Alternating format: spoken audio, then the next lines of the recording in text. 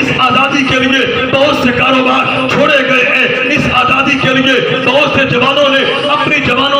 جانوں کے نذرانے پیش کیے ہیں، بہت سے نوجوان اپنے دوستوں سے جدا ہو گئے ہیں، گھروں سے گھر جدا ہوئے ہیں، بہت سی ہماری مسلمان بہنیں وہ بیوہ ہوئی ہیں، ان کے سہاگ اجڑ گئے ہیں۔ اس آزادی کے لیے بوڑھوں نے قربانیاں دی ہیں، اس آزادی کے لیے جوانوں نے اپنی جوانیوں کے نذرانے پیش کیے ہیں، اس آزادی کے لیے بچوں کے لبوں پہ ایک ہی نعرہ تھا، بوڑھے کے لبوں پہ ایک ہی نعرہ تھا، ہماری بہنوں کے لبوں پہ ایک ہی نعرہ تھا، ہماری ماؤں کی لبوں پہ ایک ہی نعرہ تھا، ہر مسلمان کی زبان پر ایک ہی نعرہ تھا کہ پاکستان کا مطلب کیا؟ لا الہ الا اللہ۔ مسلمان جب بھی جان قربان کرتا ہے اسلام کے لیے کرتا ہے، کلمے کے لیے قربان کرتا ہے، مسلمان اپنے سر پہ کفن باندھ کے یہ اعلان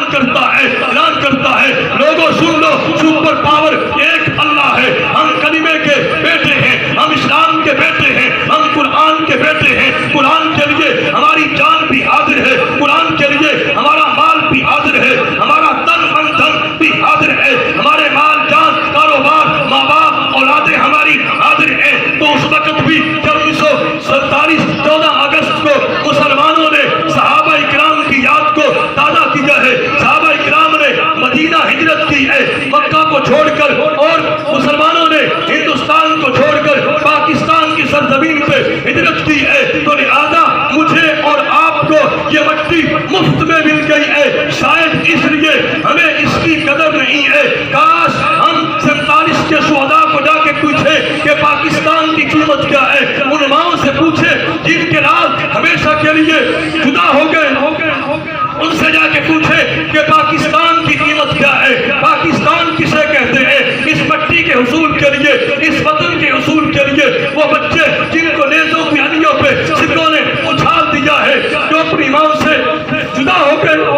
ان بچوں سے جا کے پوچھیں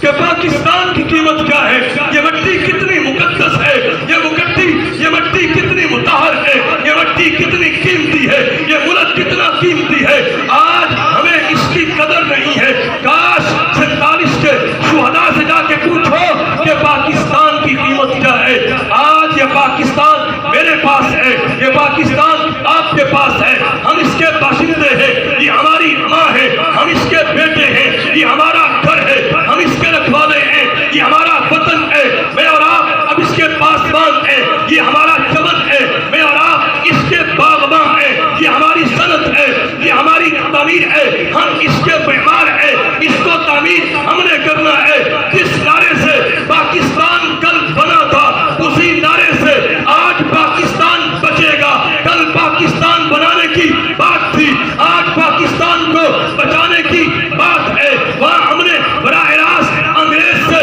آزادی حاصل کی تھی، وہاں ان کے سیاسی نظام سے آزادی حاصل کی تھی۔ آج پھر ایک مرتبہ پاکستان پر انگریز بالواسطہ مسلط ہو چکا ہے۔ اس کے بارے میں ایک شاعر نے کہا کہ وطن تو آزاد ہو چکا مگر دل و دماغ ہے غلام اب بھی جھوٹا ہے۔ یہ تیرا نعرہ ساقی کہ بدل گیا ہے نظام محفل، وہی شکستہ سی بوتلیں ہیں، وہی کونا سا جام اب بھی شراب غفلت پیے ہوئے ہیں، جہاں کے خاص و عام اب بھی کسی کے لیے شراب جائز، کسی پہ پانی حرام اب بھی۔ سبحان اللہ۔